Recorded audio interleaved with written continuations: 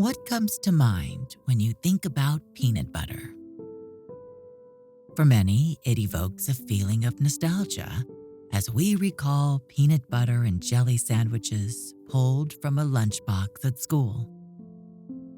It's often used in sweets, with peanut butter cookies being a favorite, but it can also be savory, forming the base of soups and stews. Though its flavor stands out, its uses are surprisingly diverse. But where did peanut butter originate? Who first invented it? And how did a handful of brands come to dominate the market? We'll explore these questions and more tonight. So just relax and let your mind drift as we explore the sleepy history of peanut butter.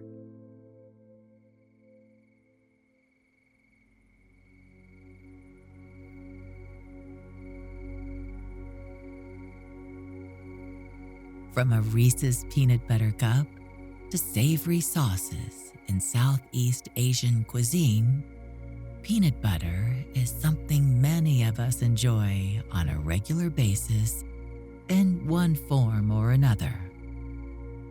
For a food that is so universal, it's almost hard to believe that it has only been around, as we know it, for just over 100 years. However, archaeological evidence suggests our ancestors were attempting to make it for at least the last 3,000 years. The peanut itself originated in South America. While the word nut is in the name, peanuts are actually classified as a legume. According to botanical classification, nuts grow above ground in hard shells that contain a single seed. Some legumes, however, grow below ground. A legume also grows inside a pod that is much easier to open than the hard shell of a nut. Once the legume pod is opened, it can contain more than one seed, unlike nuts. Although the peanut grows as a legume, its dense texture more closely resembles that of a nut. While peanuts are carefully cultivated today, early peanuts were found growing wild in the nutrient-rich soil at the base of the Andes Mountains. The unique quality of the soil made it possible for an abundance of wild peanuts to flourish in South America. Peanut shells found at an archaeological site in Peru tell us that our ancestors were enjoying the peanut at least 4,000 years ago. In fact, ancient remnants of the peanut have been found in multiple places in South America. Evidence has been found that indigenous people in the region were some of the first to try and grind peanuts into a paste. However, the tools available to them at that time wouldn't have yielded anything close to the peanut butter we think of today. They did, however, have cocoa. Even 3,000 years ago, people were trying to combine peanuts and cocoa beans to create the delicious pairing that is so widely and famously enjoyed today. When the world began to advance, so did the peanut. As trade by waterways became more popular, peanuts made their way to new parts of the world to not only be enjoyed, but also cultivated. Peanuts have the lucky combination of being nutritionally dense food that doesn't spoil quickly and is also widely appealing. In early times, nutritional density was of greater importance, with food being harder to come by and much more challenging to preserve. As peanuts made their world tour, they were embraced by nearly every country they traveled to. Each region developed its own unique way of enjoying the peanut. Whether they were roasted, ground into a paste, or eaten whole, pod and all, peanuts were clearly universal and full of potential. The expansion of water routes opened up a whole new world of possibility for the peanut. Spanish and Portuguese traders encountered peanuts when their ships docked in South America. From there, the peanut sailed with them to Africa. Once in Africa, the peanut found yet another use as locals decided to try it as the main ingredient in a stew. Due to their high fat content, peanuts have a natural creaminess to them when ground. To make this stew, peanuts were cooked with the spices that were available and made into a rich broth to be served over vegetables. While it is sometimes served with meat, the peanuts provided a nice source of protein when meat was not readily available. Although peanut stew was made out of necessity, its pleasant flavor has helped it to endure and evolve. In modern times, mafe, often called groundnut stew, is still a popular dish in West Africa. In the 1700s, ships carrying the peanut came to ports in the American South, where the climate and soil conditions were excellent for growing the plant. Although they weren't a massive crop to begin with, peanuts got a firm hold in the southern United States, often grown and picked by enslaved people under the harshest of conditions. The peanut rose to prominence during the American Civil War, which began in 1861. It was sought after for its nutritional density, portability, and long shelf life. But its flavor was something that would carry the peanut to popularity long after it was simply a nutritional necessity. As the fame of the peanut increased, its vast potential was realized by a man named John Harvey Kellogg. Kellogg was a devout Seventh-day Adventist. Seventh-day Adventists put a strong emphasis on health, complemented by a vegetarian diet. Being a prominent man within his church, Kellogg opened a health sanatorium in his hometown of Battle Creek, Michigan. While many of the practices that went on there would be considered questionable by today's standards, Battle Creek Sanatorium is where peanut butter began its journey to become the popular food that we enjoy today. History cannot clearly agree on who gets the title as the father of modern peanut butter, but John Harvey Kellogg certainly got the ball rolling. Searching for a vegetarian protein source for his clients, Kellogg began to experiment with making paste from various types of nuts, including the peanut. While modern-day peanut butter is made from roasted peanuts, Kellogg's method began by boiling the peanut to soften it. Much of the flavor we enjoy in peanut butter comes from the chemical processes that occur during the roasting process. With heat, The fats and acids in the peanut create a chemical reaction that is similar to caramelization. This process takes a fairly bland food and brings out a complex flavor profile. Without roasting, Kellogg's nut butter would have likely been quite bland. While we certainly wouldn't compare it to the peanut butter we enjoy today, Kellogg believed in his creation enough to have it patented in 1895. His patent involved the boiling and grinding of nuts to make a nut butter.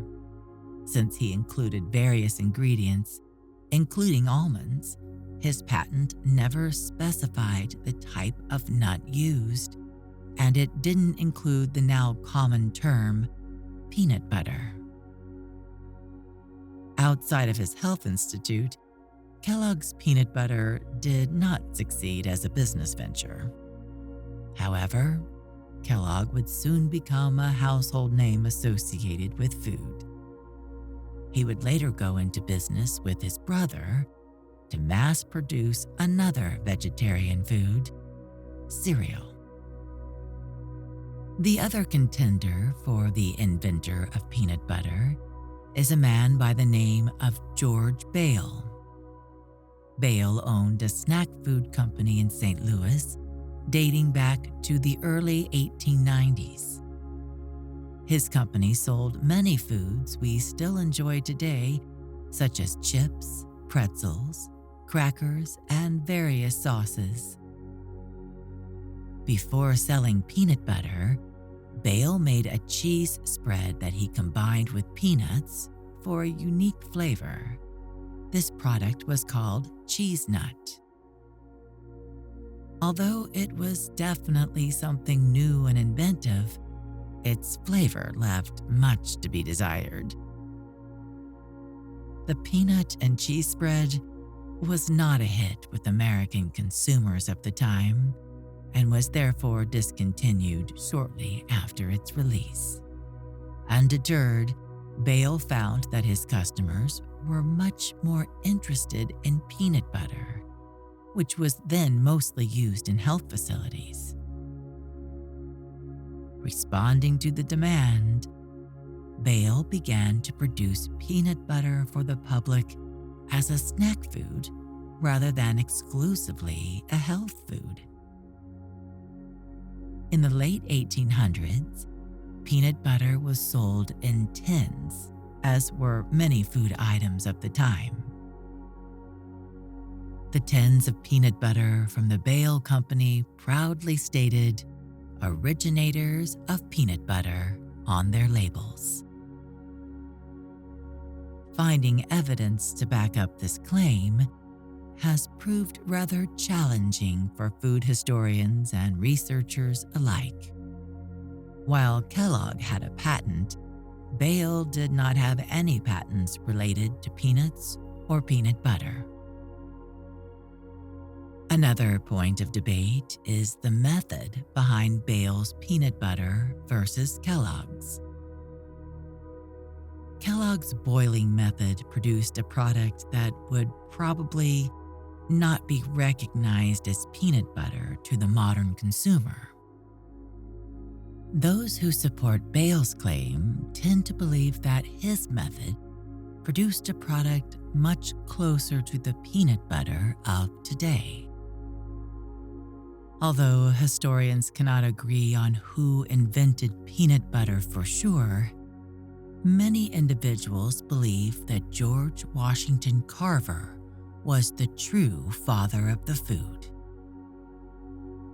While he was not the first to make it, no history of peanut butter can be complete without discussing his contributions to peanut production as a whole. Carver was an outstanding botanist at the Tuskegee Institute of Alabama.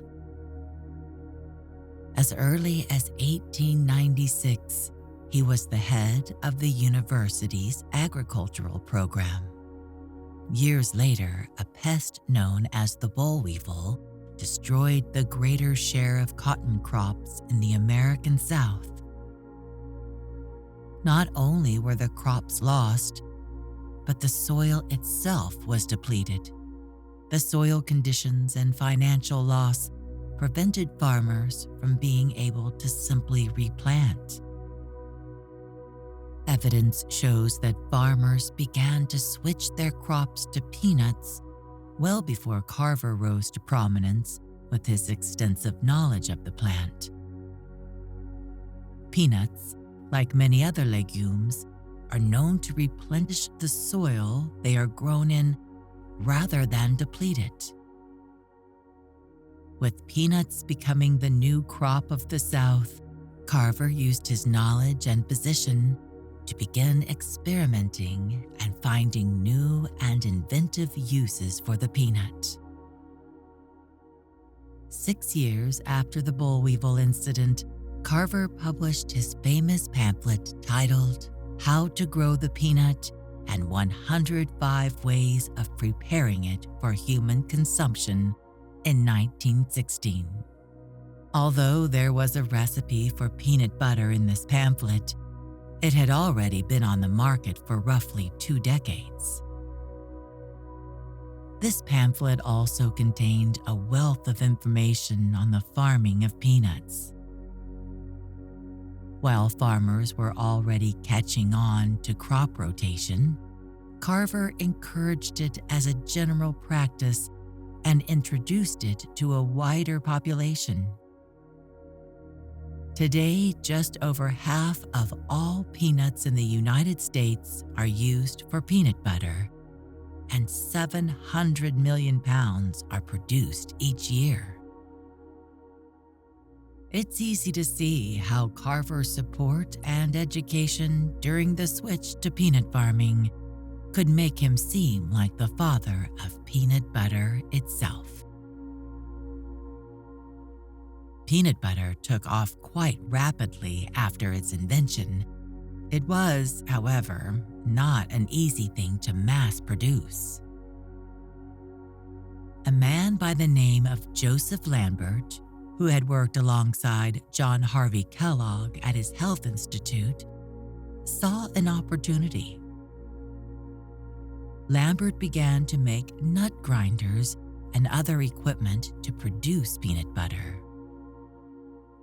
He and his wife also made the food itself, but it was the equipment that ended up taking off. Shortly after, a man from Philadelphia named Ambrose Straub decided to jump in the game as well.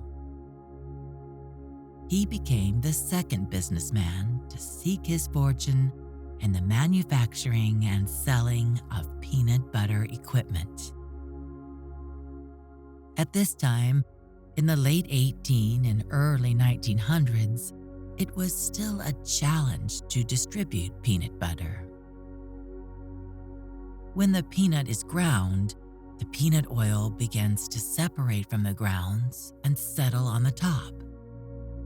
Once exposed to air, the peanut oil begins the process of oxidation and goes rancid fairly quickly. Peanut butter was shipped to local stores in large vats. Grocers were instructed to stir the peanut butter often to prevent this separation and keep it from going rancid. In 1904, the St. Louis World's Fair presented the perfect opportunity for the masses to try fresh peanut butter. A man named C.H. Sumner set up a peanut butter stand at the fair. He sold just over $700 worth of peanut butter during that time. To put it in modern context, that would equal roughly $25,000 today. The same year, a food company called the Beech Nut Packing Company decided to begin mass-producing peanut butter. Before this, peanut butter had been sold in large tins. Beech Nut had the novel idea of selling it in smaller glass jars. The glass jars were sealed using a canning method that is still popular today. As long as the jars were sealed, the contents would remain stable for a much longer duration. In the early 1900s, food sanitation regulations were significantly more lax. Beechnut decided to use this to their advantage. An early ad for Beechnut peanut butter shows a photo of women in a crisp white uniform sorting peanuts at a table. Their claim was that Beechnut was free from shells, spoiled peanuts, and other contaminants due to their extensive sorting process.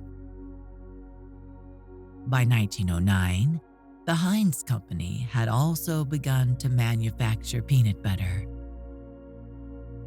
They took their lead from Beechnut and decided to use glass jars as well. At the time, most brands were still using tins, so any manufacturer that opted for glass stood out from the rest. As it continued to grow in popularity, peanut butter had its first big shift in 1914 as the United States entered World War I. Surprisingly, the U.S. did not implement formal food rationing during this time. Instead, the government shifted their resources to propaganda campaigns with the goal of food conservation. One major campaign was for Meatless Mondays, a term still used today. Peanut butter was heavily promoted as the star of many vegetarian dishes at the time. Due to its availability, it was also shipped overseas to soldiers, making it exceptionally popular during this period. A cookbook titled Foods to Win the War and How to Cook Them was published in 1918. Of the many recipes contained in this book, there is one for peanut butter soup and a meatloaf substitute called peanut loaf that is made with peanut butter. By the end of World War I, America still hadn't grown tired of peanut butter. Unfortunately, the problems with its separating and spoiling still posed a challenge for the distribution of this now beloved staple. Just 3 years later, the owner of a small food manufacturing company had a brilliant idea how to solve this problem. On April 5th, 1921, Joseph Rosefield, owner of Rosefield's Packing Company, filed a patent for the partial hydrogenation of peanut butter. The Rosefield Packing Company was already making their own brand of peanut butter called Luncheon. They sold Luncheon in tins, as many companies were still doing. While their main product was pickles, Rosefield saw the opportunity that peanut butter presented. It was certainly in demand, but its short shelf life, combined with the lack of refrigeration at the time, made it a challenge to keep in pantries. Joseph Rosefield had a brilliant idea of applying the process of partial hydrogenation to peanut butter. At this point in time, both partial and full hydrogenation were already being used on other products in the food industry. The process had been commonplace in Europe since the beginning of the 1900s. By 1911, the introduction of Crisco brand shortening brought hydrogenation into focus in the United States. Hydrogenation is an artificial process used to raise the melting point of an oil so that it's stable at room temperature. The process of partial hydrogenation would prevent the oil from separating from the solids while still leaving the texture creamy and spreadable. As long as the oil didn't separate, there was no risk of oxidation causing it to go rancid, therefore making it a shelf-stable product even after opening. Much like the debate over who invented peanut butter, there is also some debate over who invented hydrogenated peanut butter. Just 3 weeks before Rosefield filed his patent, a man named Frank Stockton did the same on March 17, 1921. Looking at the details of both patents, it becomes very challenging to tell which man gets the credit for hydrogenated peanut butter. There is no debate about the fact that Stockton's patent was filed first, but the details are where things get a bit murky. Stockton filed his patent under the generic title food product, while Rosefield filed his under the name peanut butter. Stockton did use the term peanut butter in his description, just not the filing name. Another complicating factor lies in key differences between the two methods, though both would result in a shelf-stable peanut butter. Stockton's patent accomplished stability through a method of full hydrogenation, while Rosefield's method used partial hydrogenation instead. Although history is still unclear as to which gets the title of first, the U.S. Patent Office found the methods different enough that it granted both. In 1923, the Heinz Company purchased Frank Stockton's patent to become one of the first companies to sell shelf-stable peanut butter. After Joseph Rosefield was granted his patent, he soon found that it would not be practical for his small company to implement. The cost and size of the equipment made it almost impossible for Rosefield Packing Company to begin manufacturing shelf-stable peanut butter. At this point, Rosefield decided that the best route would be to license his patent to a larger company. The E.K. Pond Company, which was already manufacturing their own brand of peanut butter, eagerly accepted a partnership with Rosefield and began to manufacture a new hydrogenated peanut butter they called Alicia. Hydrogenation gave Heinz and E.K. Pond a strong advantage in the market. Now the product remained so stable that it could be shipped much further and then stored in warehouses for longer durations. After it was purchased, it would still remain safe and fresh to consume when left on the counters of American homes for months after opening. As with everything new, there were some hang-ups in the beginning. The E.K. Pond Company initially took hydrogenation a little too far, producing a peanut butter that was sold in a solid form, much like actual butter. This was not easily spreadable, and it didn't go over quite as well as the company had anticipated. After going back to the drawing board, the company settled on a more spreadable version. Using the partial hydrogenation method as it was originally intended, they decided to do a complete rebrand. they moved to the increasingly popular glass jar packaging for their new smooth formula. It was released to the public in 1928 under the name Peter Pan. Where once only locally made peanut butters were available due to spoilage, Heinz and Peter Pan were beginning to show up on shelves all across the country. Rosefield worked with E.K. Pond for nearly a decade before he ran into larger issues. E.K. Pond was owned by the parent company Swift.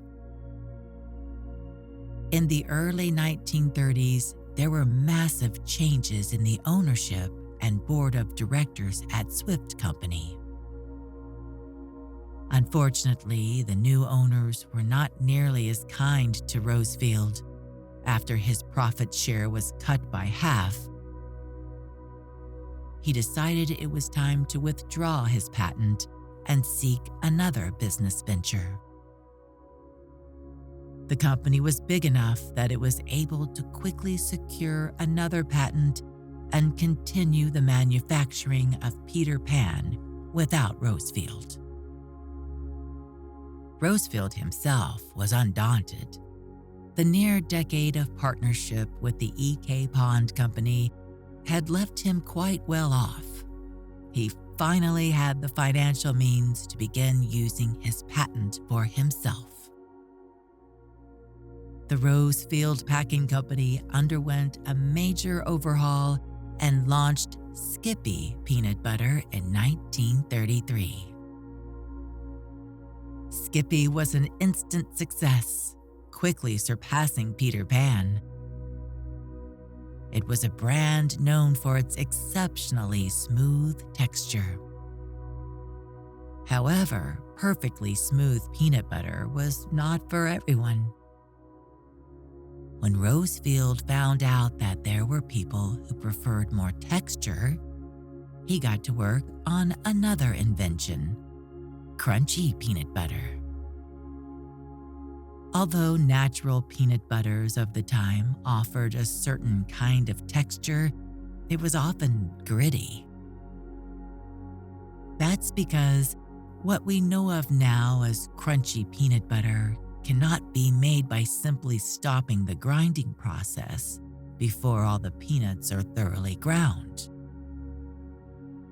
So Rosefield came up with a technique to make a smooth, spreadable peanut butter while also delivering the crunch that some consumers were missing.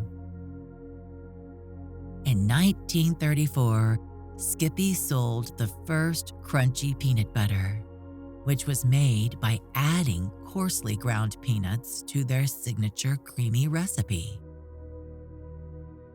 While creamy was and still is the top seller, there was most definitely a market for crunchy varieties.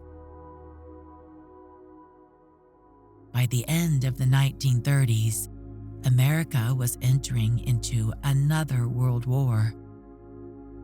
Unlike the First World War, food was now being rationed in America, especially meats. But peanut butter was not rationed, given that there were so many varieties that were widely available on shelves. Once again, America turned to its beloved, affordable, if slightly surprising, meat substitute. Peanut butter was sent overseas in ration packs for American soldiers. During this time, jelly was also plentiful and was sent alongside the peanut butter. And so, peanut butter and jelly sandwiches appeared on official ration menus. Of course, it would have been hard to talk about the history of peanut butter without mentioning jelly. In North America, jelly is a fruit spread made from fruit juice and sugar. It is similar to jam, though jam can include pieces of fruit, while jelly is smooth and made only with the juice.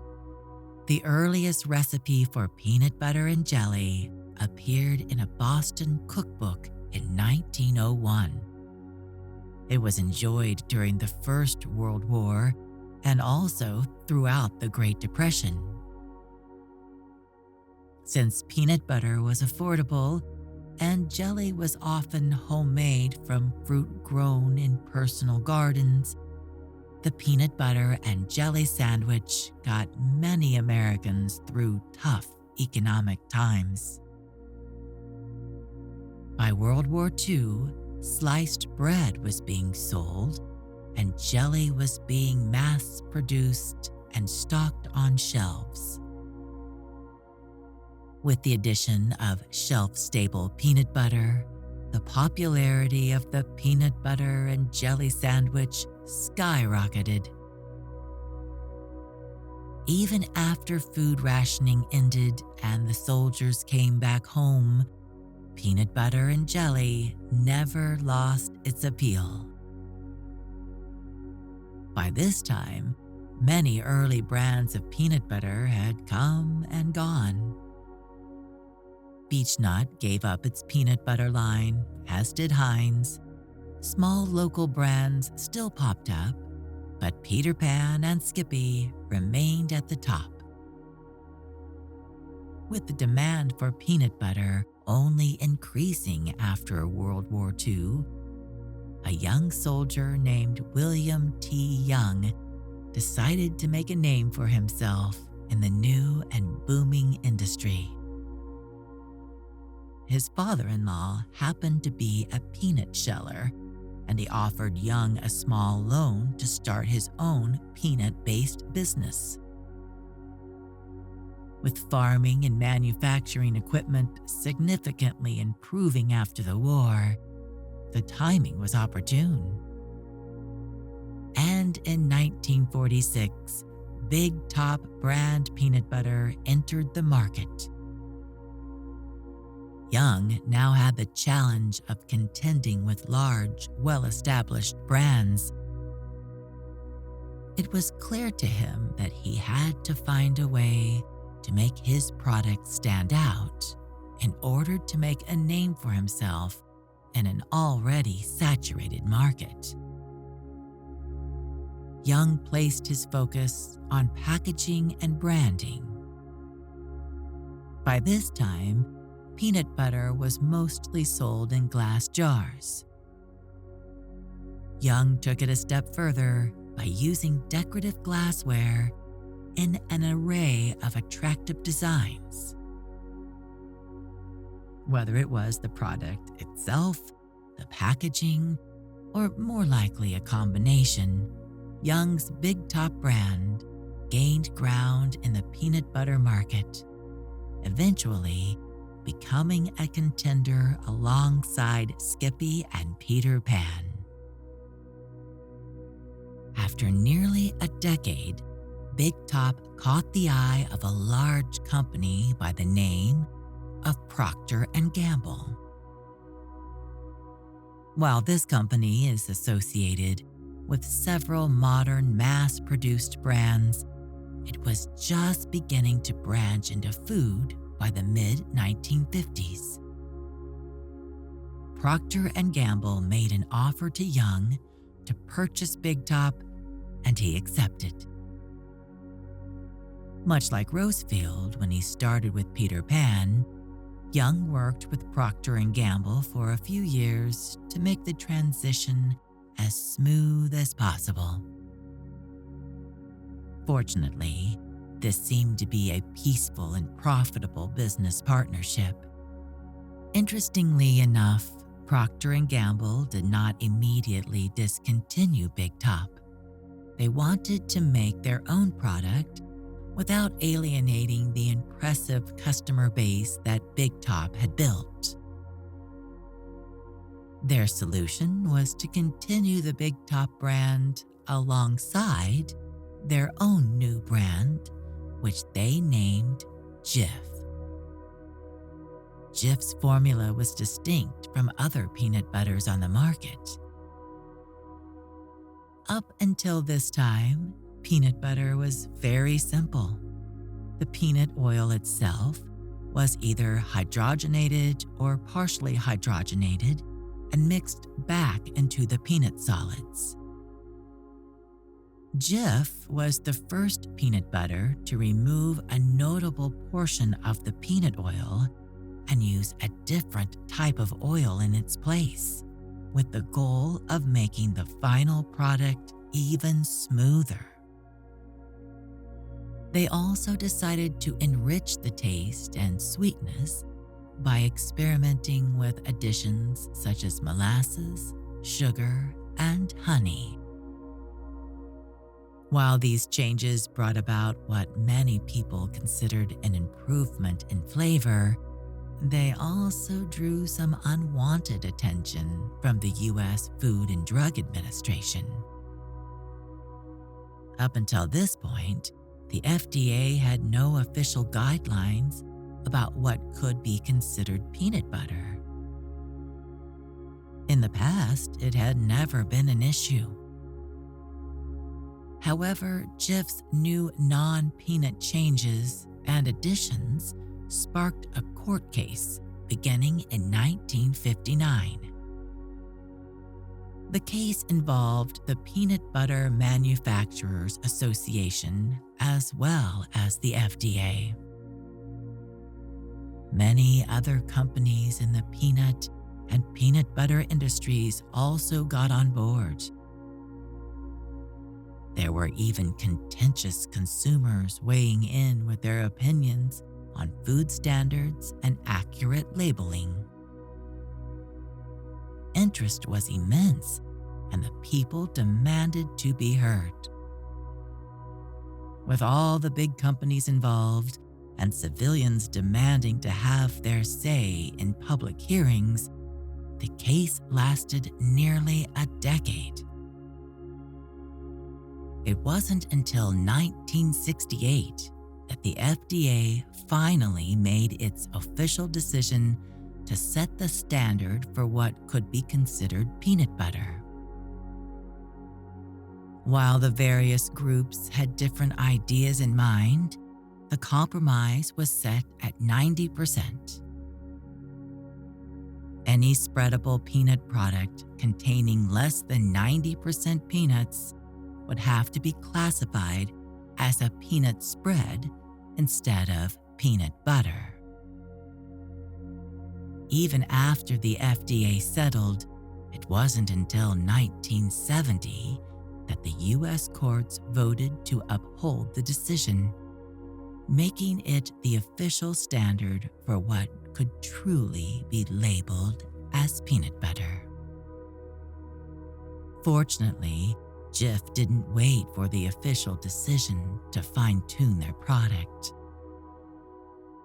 After seeing the consumer backlash, they raised the peanut content of their product to 90% by 1960, an entire decade before it was required.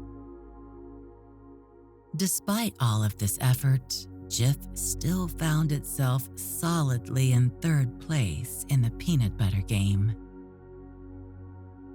To change this, they decided to take a cue from Big Top and turn to marketing to set their product apart from the rest.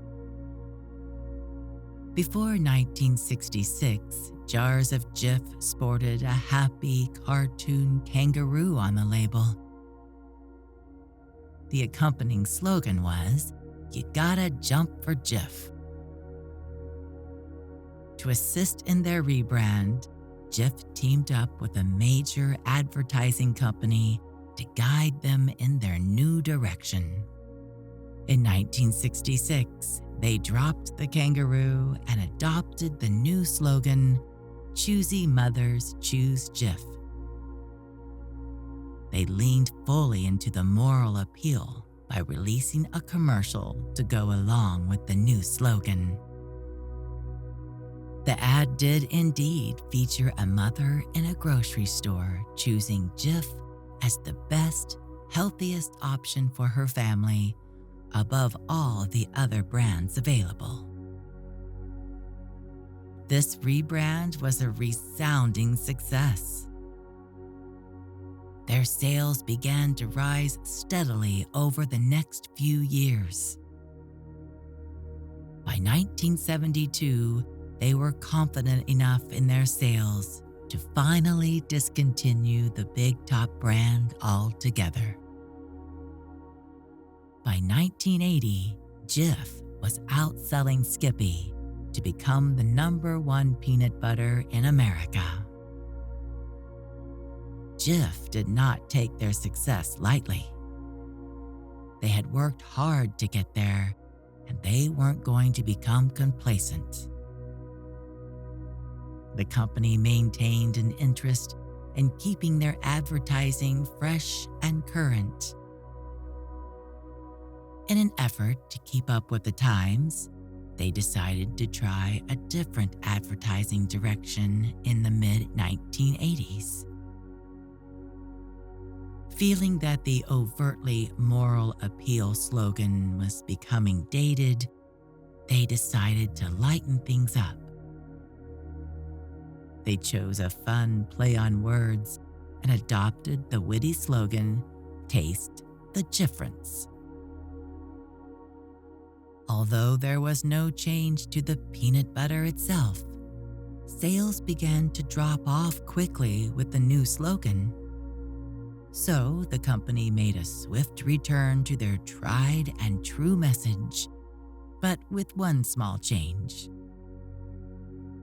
They switched from mothers to moms in an effort to remain familiar while not appearing stagnant. The switch worked once again, and Jif managed to retain its best-selling position. Since 1988, their official slogan has been, "Choosy Moms Choose Jif," and it doesn't appear to be changing anytime soon. As of the 2020s, the major U.S. brands of peanut butter remain Jif, Skippy, and Peter Pan, in that order.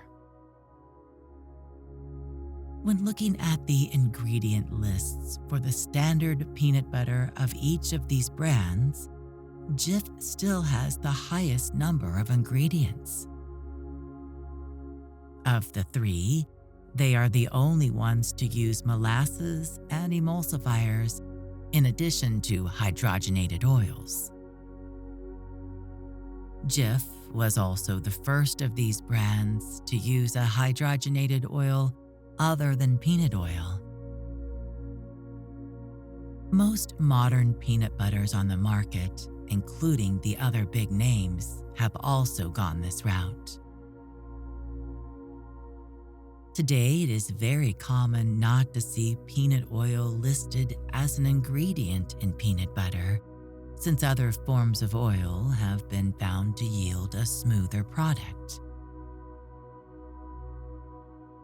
Additionally, using other oils makes for a much less complicated process. A hydrogenated oil can simply be added instead of going through the extra steps of removing the peanut oil, treating it, and then adding it back in. Another permanent change to the ingredient list of all peanut butters occurred in 2018 when the FDA officially banned the use of partially hydrogenated oils for health reasons. Although fully hydrogenated oil is still an option, it hasn't stopped people from searching for other ways to improve upon this beloved pantry staple. Years of modern advancements have made peanut butter a commercially available, mass-produced product, but it still has its roots in small local brands. The internet has also allowed small peanut butter startups to gain traction beyond their geographic area, which just goes to show there's always room for more peanut butter.